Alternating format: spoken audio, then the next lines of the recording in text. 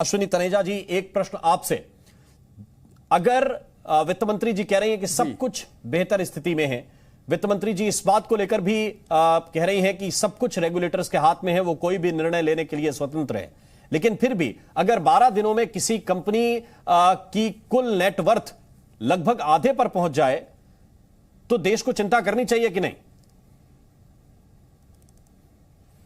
देखिए, सबसे पहले हमें यह देखना होगा कि जो हम नेटवर्थ घटने और बढ़ने की बात कर रहे हैं, ये सारी बातें क्या ये संकेत नहीं देती कि कोई चीज उछाली गई जी, और एक आर्टिफिशियल तरीके से उसकी वैल्यू घट गई और उसकी वजह से सारी बातें उठने लगी।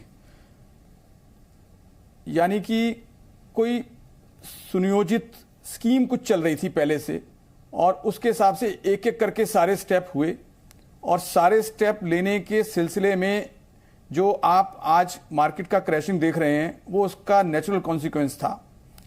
आप देखिए, टाइमिंग देखिए, पहले जब आपकी जो हिंडनबर्ग की रिपोर्ट आती है, हिंडनबर्ग की, उसकी टाइमिंग देखिए किस तरह से वो तैयार की गई कि आप जब एफपीओ आने वाला है उसके ठीक 2 दिन पहले,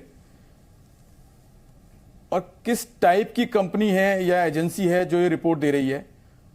उसके बाद आप ये देखिए कि रेजिग्नेशन जो होते हैं यूके से, उसके बाद एक एक करके जो बाकी भी चीजें हुई हैं, क्या ये कुछ संकेत नहीं देती कि हमें इसका विक्टिम बनने की बजाय हमें इसकी सब्सटेंस तक पहुंचना चाहिए और तभी कोई निर्णय लेना चाहिए।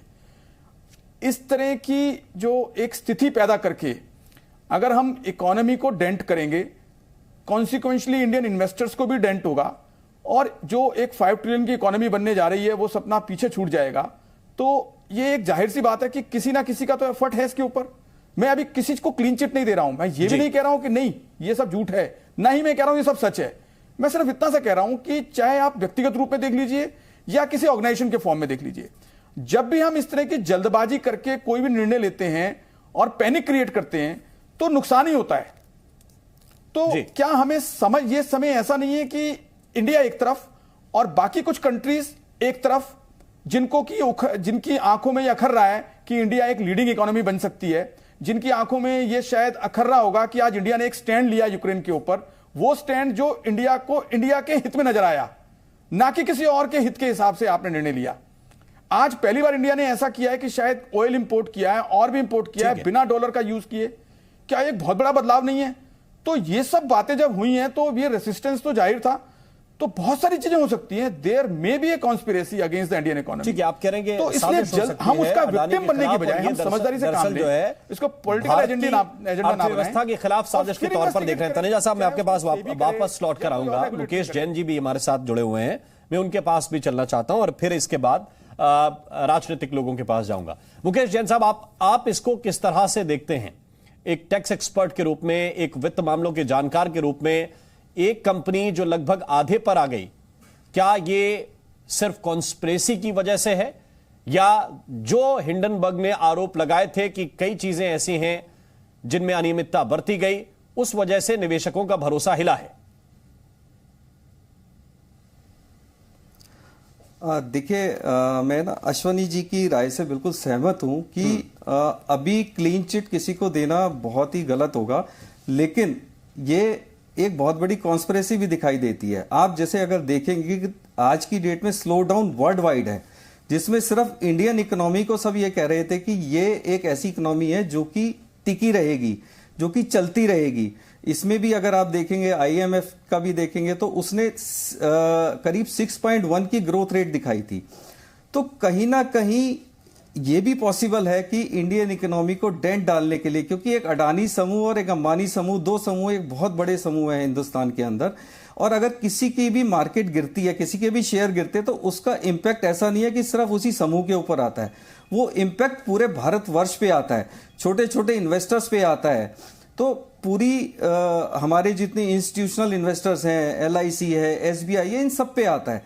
तो कहीं ना कहीं इस बात को कहना अतिशयोक्ति नहीं होगी कि ये कहीं ना कहीं इंडियन इकोनॉमी को गिराने की भी एक साजिश हो सकती है।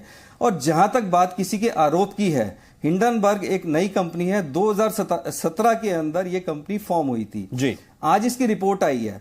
इसको अगर हम ये बोले कि विजल ब्लोअर है, तो भी आरोपों की जांच तो होगी कम से कम। अगर हम इसी तरह से बातें कहेंगे कि नहीं ये सब गड़बड़ है, ये सब, तो उससे हम अपनी इकोनॉमी को ही खराब कर रहे हैं। तो उसमें कम से कम उसकी जांच, सेबी ने भी अपनी जांच शुरू कर दी है, आरबीआई ने भी बैंक्स को बोला है कि भाई आप बताइए कि अगर कोई फंडिंग हुई है तो फंडिंग में कोई अनियमितता तो नहीं हुई है। इसके अलावा आप देखेंगे ओवरऑल अगर 2 लाख करोड़ का एक्सपोजर है अडानी ग्रुप पे, तो इंडियन बैंक का एक्सपोजर 40% है उसका, ना कि पूरा 2 लाख करोड़ का है। और पीछे अगर एसीसी समूह में भी देखेंगे जो फंडिंग हुई है वो सारी की सारी प्राइवेट बैंक से हुई है। तो ऐसा नहीं है कि इसमें कोई ये कहीं ना कहीं ये दिखता है कि किसी तरह से इंडियन इकोनॉमी को डाउन करने की साजिश है। साथ में मैं ये भी कहूंगा इसकी जांच भी होनी चाहिए। ठीक है, सुरेंद्र राजपूत जी मेरे साथ हैं, प्रवक्ता हैं कांग्रेस पार्टी के। सुरेंद्र जी, आप लोगों ने 2 बातें कही कि हमारी चिंता अडानी समूह से ज्यादा उन निवेशकों की है जो एलआईसी में अपनी जमा पूंजी बचत का पैसा लगाते हैं, लेकिन एलआईसी की ओर से कहा गया कि हमारे पास जो टोटल नेटवर्थ है उसका 1% ही हमने केवल लगाया, और उसमें भी हम अडानी समूह में जो पैसा लगाने के बाद हम प्रॉफिट उससे कमा रहे थे। अभी जब मार्केट गिरा है तो हम जरूर लगभग बराबर या उससे भी ऊपर हैं, बराबर से भी ऊपर। क्या आपको लगता है कि ये इस तरह से प्रचार करना कहीं निवेशकों को परेशान नहीं करेगा जो एलआईसी में खाता धारक है, उपभोक्ता है उसके? 3-4 चीजें हैं राममोहन जी। पहली बात तो ये जो आपके दोनों क्या नाम फाइनेंशियल एक्सपर्ट थे, एक बात तो सब लोग बिल्कुल बराबर से मान रहे हैं ना, जांच होनी चाहिए। चाहे हम हिंडनबर्ग पर कोई भरोसा नहीं कर रहे, हम अडानी पर भी कोई भरोसा नहीं कर रहे, हम तो कह रहे हैं कि भारत की एजेंसीज हो, जेपीसी हो या सुप्रीम कोर्ट हो, इन आरोपों की जांच होनी चाहिए और दूध का दूध पानी का पानी होना चाहिए। अगर हिंडनबर्ग की रिपोर्ट सही है तो अडानी को सजा मिले, और अगर हिंडनबर्ग की रिपोर्ट गलत है तो उस हिंडनबर्ग के मालिकों को हिंदुस्तान घसीट के लाया जाए, उनको सजा मिले। तो जैसे ही हिंडनबर्ग की रिपोर्ट आती है, अगर उसकी रिपोर्ट 18 पन्ने या 20 पन्नों की है तो उसमें 413 पन्नों का जब जवाब दिया जाता है और कहा जाता है कि हम तिरंगे के पीछे छुप रहे हैं, भारतीय इकोनॉमी को खतरा है। भाई, भारतीय इकोनॉमी की एक छोटी सी फर्म कैसे खतरा डाल सकती है? इस फर्म ने टाटा के खिलाफ क्यों नहीं रिपोर्ट दी?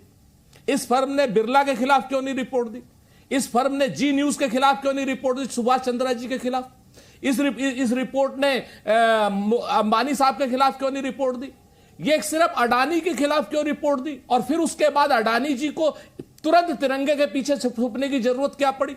अगर यह छुपने की जरूरत पड़ रही है, या तो अडानी जी ब्रेवली कहते कि साहब सारी चीजें गलत है और हम इनको कानूनी रूप से घसीटेंगे, भारत की अदालत में भी और अमेरिका की अदालत में भी। सुरेंद्र राजपूत समर्थन करेंगे उनका। लेकिन अगर हमारे जो छोटे निवेशक हैं, अचानक से एक रिपोर्ट आती है, भाई टाटा का पैसा नहीं जाता, बिरला का पैसा नहीं जाता, सुभाष चंद्रा जी का पैसा नहीं जाता, या क्या नाम अंबानी साहब का नहीं जाता, सिर्फ इनका पैसा डूबता है, और इनके जहां पर इन लोगों को पैसा लगा रखा है, चाहे हमारे फाइनेंशियल इंस्टीट्यूट्स ने लगा रखा हो, चाहे हमारे एसबीआई ने लगा रखा हो, चाहे हमारे छोटे निवेशकों ने लगा रखा हो, उसकी सुरक्षा की जिम्मेवारी किसकी है? सरकार की है। और हम सरकार से सिर्फ इतना कह रहे हैं कि साहब आप जांच कीजिए जेपीसी की। जेपीसी में भी जिसकी जितनी संख्या होती है सदन में, उसके हिसाब से सदस्य होते हैं, यानी सबसे ज्यादा भाजपा के सदस्य होंगे, सत्ताधारी दल के सदस्य होंगे, तो हम तो कुछ गलत नहीं कर सकते।